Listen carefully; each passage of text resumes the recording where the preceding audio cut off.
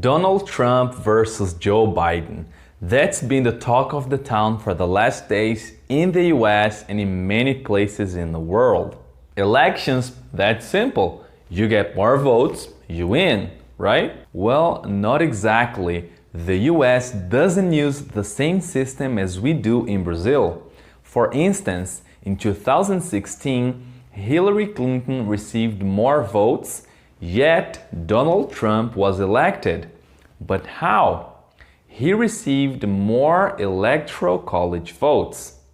But why is that? What is that and how does that work? Do you get confused when you see this? Let's change that.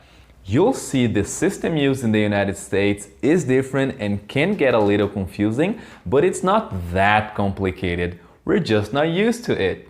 Hang in there, and by the end of this video, you will have understood everything you need to know to see how a president is elected in the United States of America.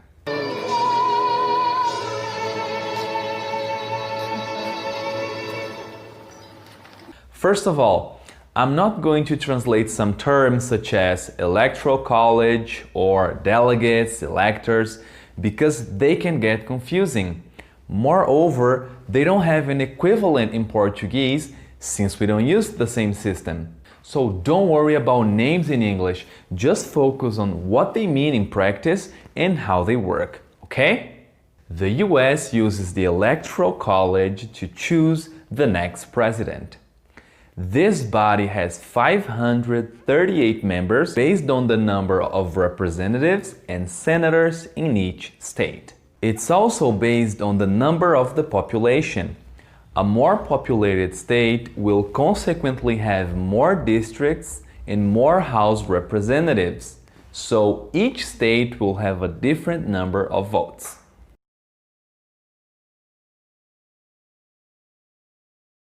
Let's apply the same system to Brazil to get a better picture. São Paulo is the most populated state in Brazil, right? Suppose São Paulo has 53 representatives and 2 senators. The number of senators is always 2 per state. Therefore, São Paulo will have 55 votes, 53 representatives and 2 senators. Minas Gerais is bigger than São Paulo, but the population is smaller. Because of that, Minas Gerais will have 38 votes, 36 representatives plus 2 senators. Rio de Janeiro and Bahia have very different sizes, but their population number is quite similar.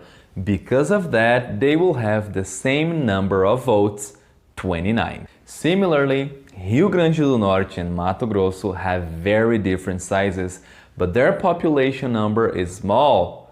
They will have 4 votes each. States like Amapá and Tocantins are the least populated, so each will have 3 votes, which is the minimum possible per state. The capital, Brasília, is not a state, it's a federal district. However, for the elections, it has the same number of votes as the least populated states, 3 votes. When we add all the numbers of votes per state in the country, the total is 538. Half of 538 is 269. To win an election, one of the running candidates must have at least 270 votes.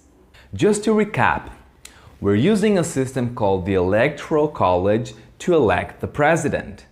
This institution has 538 members and each member represents 1 vote. Consequently, to be president-elect, a candidate must have at least 51% of these 538 votes, which is 270 votes. But remember, the number of votes for each state is based on the population, representatives, and senators. Some states have more votes than others, and the least populated states, including the capital, will have 3 votes. And this is how it's split in the United States.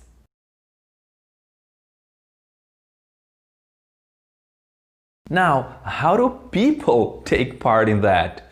People vote. Interestingly enough, they use paper to cast their ballot, and that's why the tally can take very long days. Okay, but how do their votes translate into delegates' votes in the Electoral College? Well, the candidate who receives more votes in a state will receive all the votes from that state. Winner takes all. Let's go back to Brazil for just a second. Remember, São Paulo has 55 votes? This number is based on the population. Suppose São Paulo has 20 million people voting. If candidate red receives 50.1% of the votes from the state of São Paulo, candidate red will receive all the 55 votes in the state of São Paulo. It doesn't matter how many votes candidate blue received. It doesn't matter if candidate red won by 50.1% or by 99.9% of the votes. It doesn't matter. If candidate red won in São Paulo, candidate red will receive the 55 votes from the delegates. That's the winner-take-all system, and that's how people's votes translate into delegates' votes. The votes of a state cannot be split. They go all to either one or the other candidate. That's why we see the entire state in red or in blue when we look at the map. Take a look at this.